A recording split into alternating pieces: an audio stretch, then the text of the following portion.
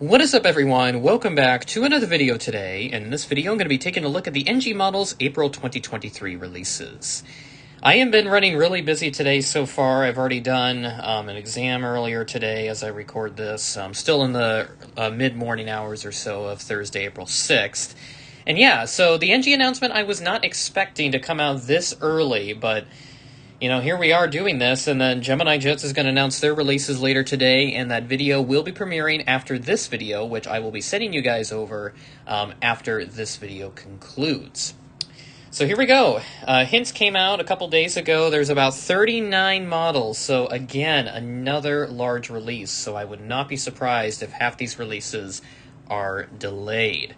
Well, here we go. Our first release, 62048, Air China Airbus A330-300. Looks like the standard Air China livery, so nothing special to comment on.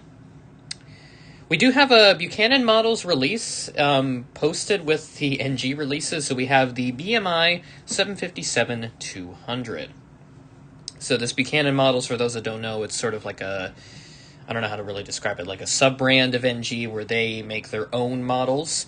They're commissioned under agreement with NG Models, as it says there in the photo. So they usually release like their own little category of just like retro models and like really unique hybrids, very obscure stuff. So that's what they seem to do. Here's the other one as well, the Iberia L1011 TriStar, and I think I've already seen some of these, if I'm not mistaken, but it is interesting that they put them in here. I guess they want to give the Buchanan models a little more time in the spotlight. So I'll just kind of go through these rather quickly here. But it looks like those are the only two that we have on here, because we're back to the new NG releases. We have an Air China 737-600. The last retired 736 in China does have the Star Alliance logo as mentioned in the remarks page. Or just the remarks column, rather. We do have Lone Star 1 in this release, so I would get this, but I already have the Panda release that Waffle did a little while back. It's been about a year and a half, I think, since they did that. My goodness, time flies. So I will not be getting this, but I'm sure NG will do fantastic on this, so can't wait to see the photos for that. We have a WestJet 737-700. This will please quite a lot of Canadian collectors. I do have the Gemini release from 05, so again, I won't get this, but I can't wait to see how that turns out. Then we have a Tway 737-800 with another special Pokemon livery. I could have sworn they did this before, because I feel like the Pikachu on the balloons looks familiar. So I don't know if they've done this livery or if they've done it on a different aircraft, like if two planes have this same livery, but either way, this is really interesting. So kind of like the colorful Pokemon livery. Even though I don't play Pokemon myself, I have found it slightly fascinating. We have Salmon 30 Salmon, the 737-800, and I believe this has been repainted not too long ago, or at least they have planned to repaint this plane. So a lot of these airlines have been repainting a lot of their special liveries.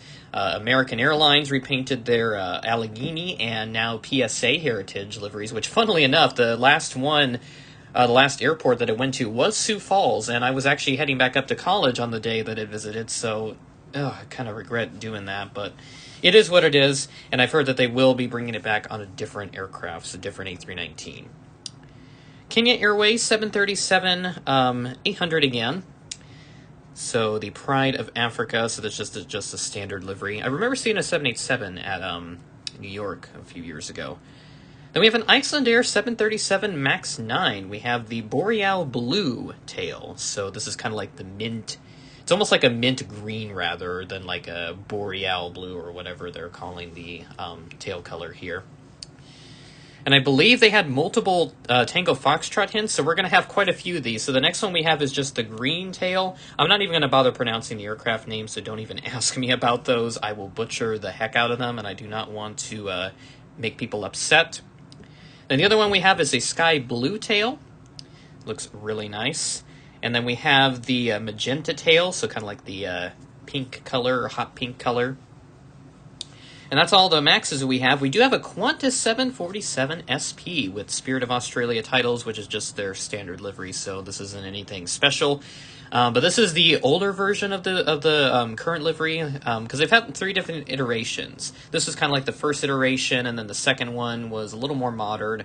I think some planes still have it, and then this new one, which updates the kangaroo there on the tail, gives it a little more kind of like a sleek look to it, if you will. It's kind of hard for me to describe it.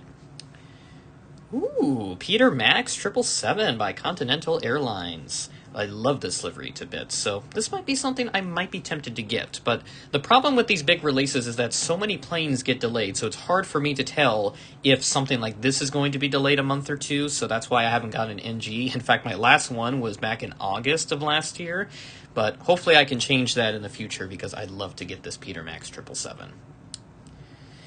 Then we have another American Airlines 777-200 ER. This is a 75 years of service for Al Blackman. His first name is like Azriel. I don't think I said that right, so I apologize.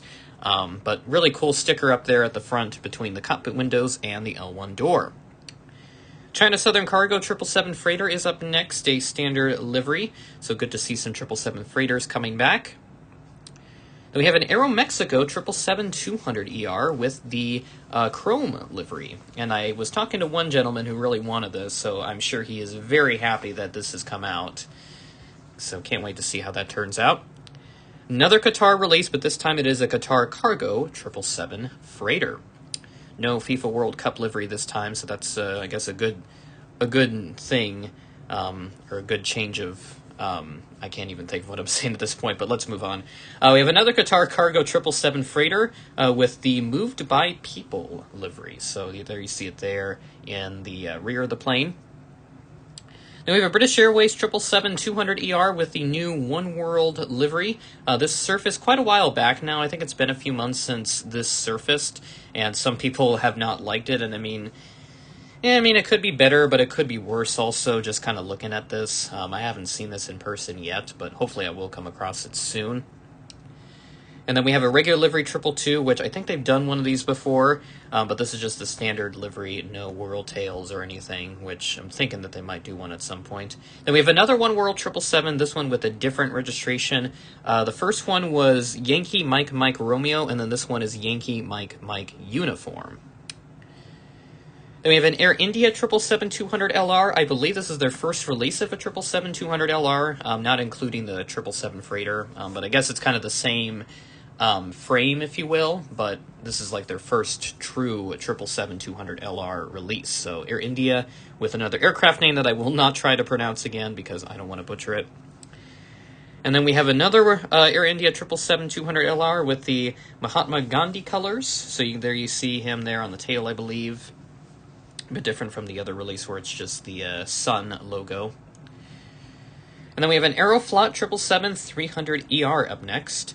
So no special livery again, just your regular Aeroflot. A Scoot 7878. I know they've done a couple Scoots before. I think they did a Dash 9 not long ago, but nice to see this Dash 8. Hopefully they do another Singapore release, because I'd love to see that.